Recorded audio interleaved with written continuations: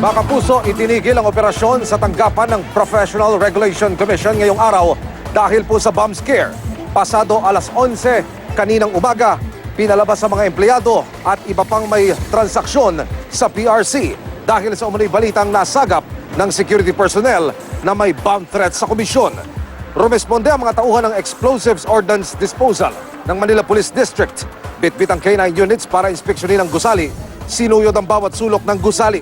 Matapos ang mahigit isang oras, lumabas na negatibo sa anumang pampasabog ang tanggapan ng PRC. Sa kabila nito, pinauwi na rin ang mga empleyado. Ang mga may transaksyon, pinababalik na lang po sa Lunes. Sa investigasyon ng Manila Police, lumabas na nag-ugat ang bomb scare sa naritig na chismis umano ng isang gwardya nang lumabas siya sa opisina para magkape kagabi.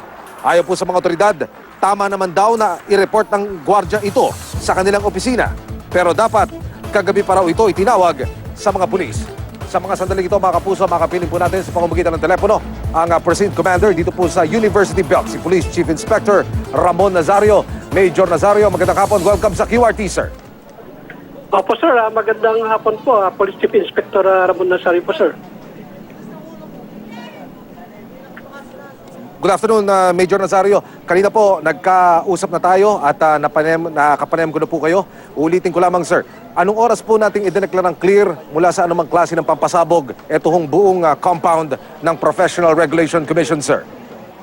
Ito po ay naideklara ng ating EOD team leader na si SPO po Modesto Q. Pagaran ng 1:40 p.m. po. Paano 1:40 p.m. lumalabas, sir, sa inyong investigasyon? Paano ho lumalabas sa inyong investigasyon? Paano nakarating yung sinasabing banta na may pampasabog? Kagabi ho ba ito o kaninang umaga sa inyong investigasyon? Paano lumalabas, Major, sir? Ganito po yun, sir. Kanina po, itong mga bandang alas 5 po ng umaga, yung isang security guard natin na si Edmond Aginaga ay nagpunta sa harapan upang bibili po sana ng kape kasama isang driver na si Joseph Arteres. May chismis po sila narinig sa mga bystanders na di umano ay may bomba sa inside ng PRC building. So agad-agad po sila pumasok sa security personnel, i-report po sa kanilang OIC na si Salvador de Guzman. At ang ginawa po ng isang security officer, mga bandang alas 11 na po, ay ni-report po sa isang empleyado ng PRC. At ang ginawa po nila ay agad-agad po silang pinalabas po yung mga empleyado ng PRC. At yung oras po na yun, na 11 din pala, ay tumawag po sila sa aming stasyon. At agad-agad lang po namin na nirespondihan yung PRC na yan. At kasama po kami sa pag-assist sa mga empleyado na lumabas ng PRC, sir.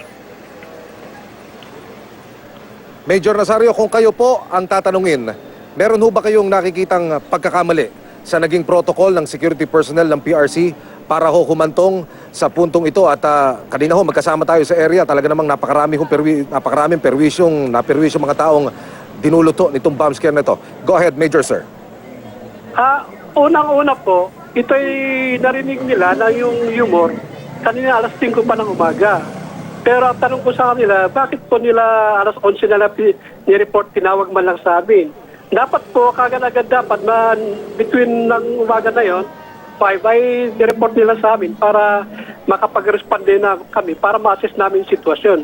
Para hindi iwasan po natin yung gano'n na pangyayari na agad-agad ay ina-evacuate yung mga empleyado. Kasi marami pong napiperwisyo dyan, yung mga dumarating nag-apply ng lisensya na magre-renew. Major Nazario, ito ho ba ang unang beses na nakatanggap ng bomb threat o binulabog ng bomb threat itong buong compound ng Professional Regulation Commission, sir? Sa aking palagay, ito po yata ang unang-una sa ito lang kasi ako'y nanungkulan lang itong July. As of now, isang beses pa lang po nangyari ito, sir. Samantalahin po natin, Major Nazario, ang pagkakataon na ito para paalalahanan po ang ating mga taga-subaybay, maging ang publiko kapag naka-encounter po ng mga ganitong klase ng insidente, ano po ang dapat nilang gawin, Major, sir?